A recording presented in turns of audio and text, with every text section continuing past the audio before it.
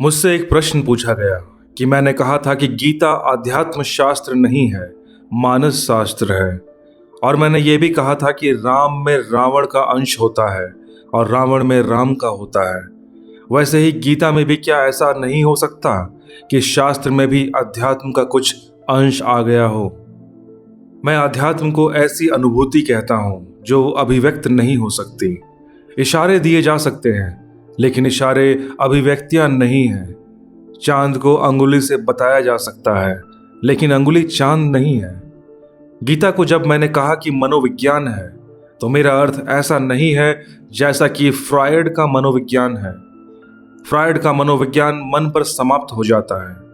उसका कोई इशारा मन के पार नहीं है। मन ही इति है, उसके आगे और कोई अस्तित्व नहीं है। गीता ऐसा मनोविज्ञान है जो इशारा आगे के लिए करता है, लेकिन इशारा आगे की स्थिति नहीं है।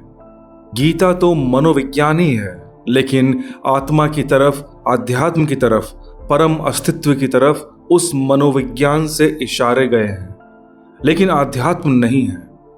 मील का पत्थर है, तीर का निशान बना है, मंजिल की तरफ इशारा है, लेकिन मील का पत्थर ही है, वह मंजिल नहीं है।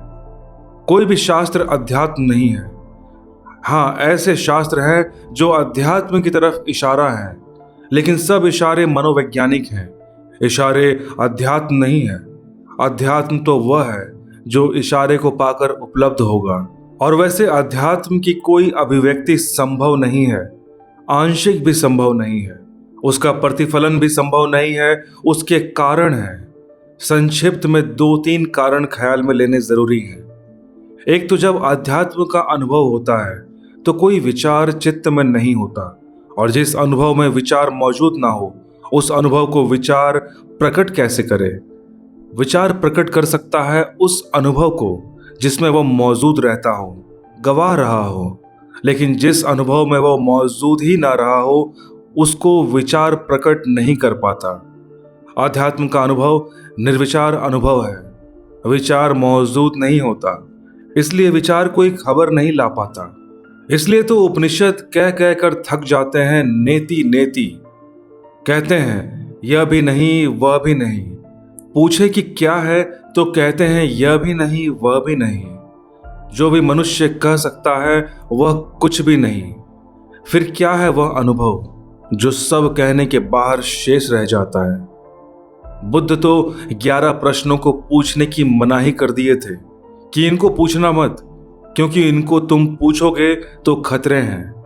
अगर मैं उत्तर न दूं तो कठोर मालूम पड़ूंगा तुम्हारे प्रति, और अगर उत्तर दूं तो सत्य के साथ अन्याय होगा, क्योंकि इन प्रश्नों का उत्तर नहीं दिया जा सकता। इसलिए पूछना ही मत, मुझे मुश्किल में मत डालना।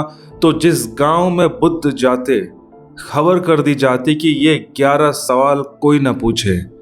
वे 11 सवाल अध्यात्म के सवाल हैं।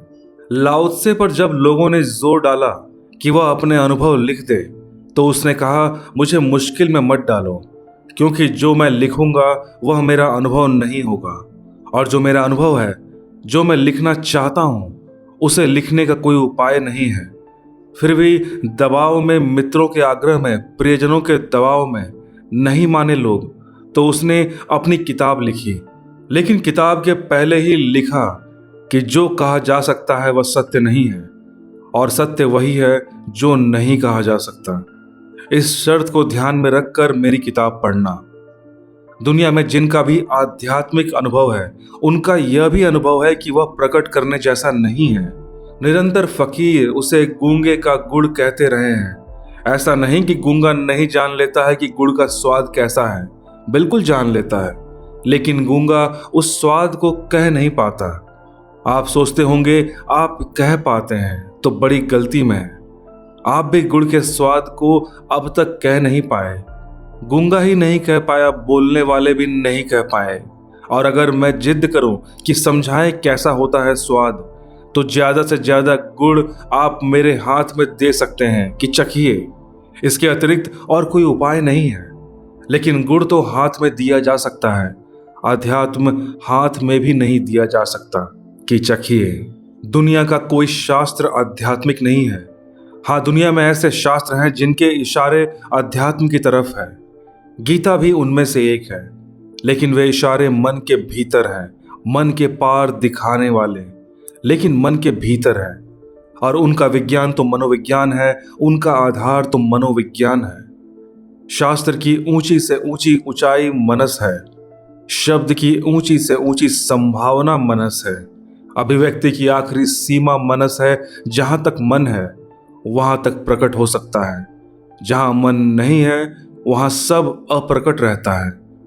तो जब मैंने गीता को मनोविज्ञान कहा तो मेरा अर्थ नहीं है कि वॉटसन के मनोविज्ञान जैसा मनोविज्ञान, कोई बिहेवियरिज्म, कोई व्यवहारवाद, या पावलोव का विज्ञान, कोई कंडीशन रिफ्लेक्स। ये सारे के सारे मनोविज्ञान अपने में बंद हैं और मन के आगे किसी सत्ता को स्वीकार करने को राजी नहीं है। कुछ तो मन की भी सत्ता स्वीकार करने को राजी नहीं है। वे तो कहते हैं मन सिर्फ शरीर का हिस्सा है, मन यानी मस्तिष्क। मन कहीं कुछ और नहीं है, यह हड्डी, मांस, पेशी, इन सब का ही विकसित हिस्सा है। मन भी शरीर से अलग कुछ नहीं है। गीता ऐसा मनोविज्ञान नहीं है। गीता ऐसा मनोविज्ञान है जो मन के पार इशारा करता है, लेकिन है मनोविज्ञान ही। अध्यात्म शास्त्र उसे मैं नहीं कहूंगा, और इसलिए नहीं कि कोई और अध्यात्म शास्त्र है। कहीं कोई शास्त्र अध्यात्म का नहीं है। अध्यात्म की घोषणा ही यही है कि शास्त्र में संभव नहीं है मेरा होना। शब्द में मैं नहीं समझाऊंगा, कोई बुद्धि की सीमा रेखा में नहीं मुझे बांधा जा सकता। जो सब सीमाओं का अतिक्रमण कर जाता है और सब शब्दों का व्यर्थ कर जाता है और सब अभिव्यक्तियों को शून्य कर जाता है, वैसी जो अनुभूति है उसका नाम अध्यात्म है।